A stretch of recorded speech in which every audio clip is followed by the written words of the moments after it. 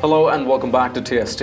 If you're new to the channel, tap on the subscription button and press the notification bell so you can receive news and updates that you can rely on daily. Sir Lindsey Graham goes scorched earth on CHICOMS. He says, "We ought to sanction the hell out of China." The chairman of the Senate Judiciary Committee says he believes the Trump administration should take strong economic measures against China over its alleged mishandling of the coronavirus outbreak. Sir Lindsey Graham told Fox News host Jean Pirro that China is the largest state sponsor of pandemics and that the country should face economic repercussions. "Canceling debt is something we could do," he said, noting that China holds trillions of US debt. "You know, China is the largest state sponsor of pandemics in the world. Iran is the largest state sponsor of terrorism," he continued. "We sanction the hell out of Iran for spreading terrorism. We ought to sanction the hell out of China for spreading pandemics," Graham said. Take a watch.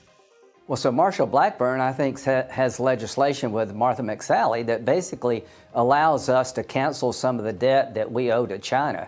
You know, canceling debt is something we could do. You know, China's the largest state sponsor of pandemics in the world.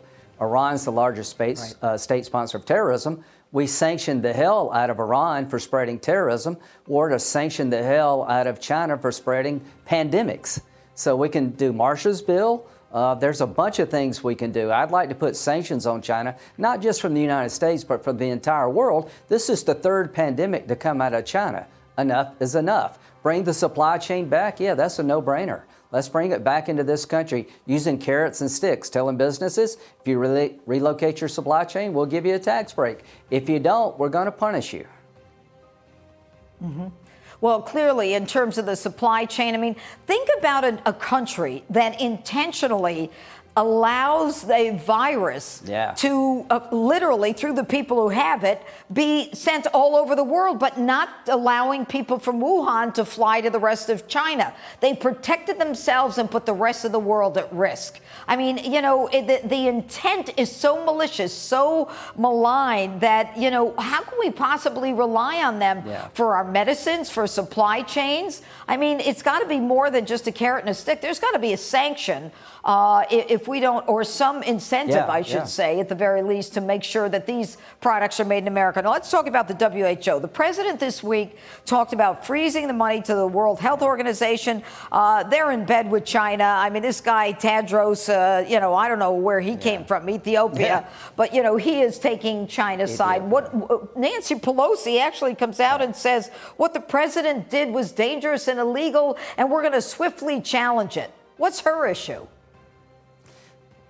So her issue is that she hates Trump to the point of hurting our own nation. She is condemning President Trump for cutting funds off to the WHO because they've been in China's pocket. Has she at one time mentioned the fact the virus came out of China, that the Chinese Communist Party lied to the American people and the world at large? She 3 weeks ago on national television blamed President Trump for dead Americans and a wrecked economy. She wrote a memo about 3 days ago blaming President Trump. President Trump has done a damn good job protecting this country. He closed down travel to China when nobody in the world suggested we should. On March 13th, he declared a national emergency, put CDC guidelines into place that I think have saved 1 million Americans. You may not agree with me, but I believe if we have done nothing, if President Trump had not acted March 13th, there'd be 1 million plus dead Americans. I think he's done a damn good job in the Democratic Party. World War II, we were all in it together. This is the time when we should be all in it together. China's the culprit here, not Trump. Share your thoughts and responses in the comments down below. If you've liked this report, let us know by tapping that like button down below. Share the news among friends and family. And don't forget to subscribe to our channel. Thank you for watching. Stay tuned for more news and updates on TST. I'm David Ravine, and I'll see you in the next one. Till then, stay home, stay healthy, and stay safe.